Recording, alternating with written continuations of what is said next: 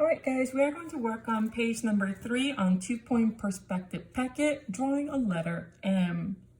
So let's go ahead and get started. We are going to go ahead and start off with a horizon line, of course, make sure it's perpendicular. And we're going to start off with the edge, of course. But because M is pretty wide, I'm going to set my edge off to the left-hand side, as you can see. All right, once we have that, of course, connect that point to vanishing point 2. And draw this very lightly because we will be erasing them later.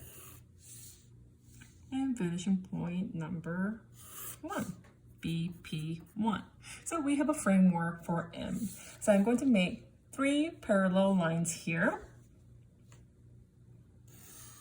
And going to go ahead and darken that and make it a parallel line. Let's make it about this thick.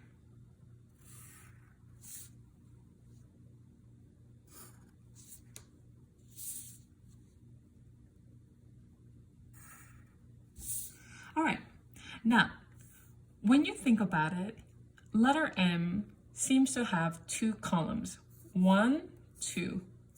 1 and 2. So what I'm going to do, I'm going to go ahead and divide this into 1, 2, 3. So I'm going to go ahead and make the same sort of a edge here. I'm going to make the edge of it here. And I'm going to go ahead and draw 1 column.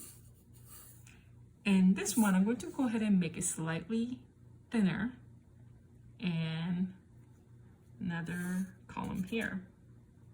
Now, if you think about letter M, let's say your letter looks like this. This point is a center point of this and that. It's right in the center. So how do we decide on the center line when M is actually distorted? So how do we decide? We draw a diagonal line, just like what we did with 1-point perspective rule. So I'm going to go ahead and decide on X. And my center line is actually off to this section. That's where my M needs to be. I noticed that this column is just too fat. So I'm going to make it a little bit thinner, somewhere here. So with that being said, okay, I'm going to go ahead and I'm going to define the rest of the boxes first now, just to clarify what we are doing. If you were questioning why I defined the center point, you'll see it very quickly here. This end point of the M, I'm going to go ahead and connect this to the center point here, and I'm going to go ahead and connect that to this center point.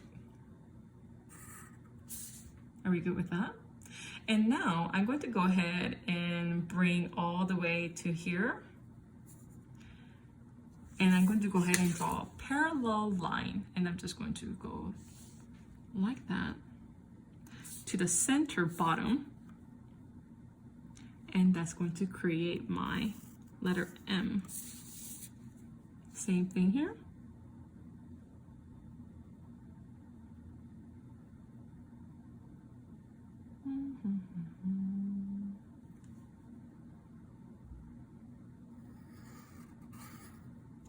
And I'm going to go ahead and close off this point, and this point, and that point.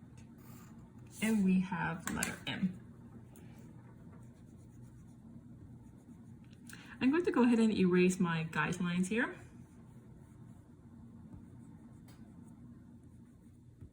So that I can work on the inner thickness of letter M. Okay, so let's go ahead and get started. This point is going to already connected to VP1, so I'm going to go ahead and connect it to VP2, make that a guideline. This point as well, VP2, this point, BP2. I'm going to go ahead and sort of close off this section here. And same thing with that point that makes letter M. And there we have it. I'm just going to shade this so that you guys can sort of see the inner depth of the letter M. Just going to go ahead and cross hatch it.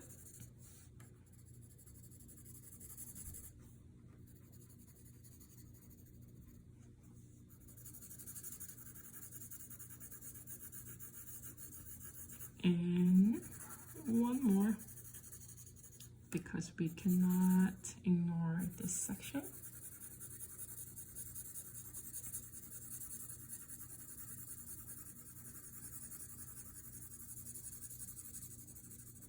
And there we have it, letter N.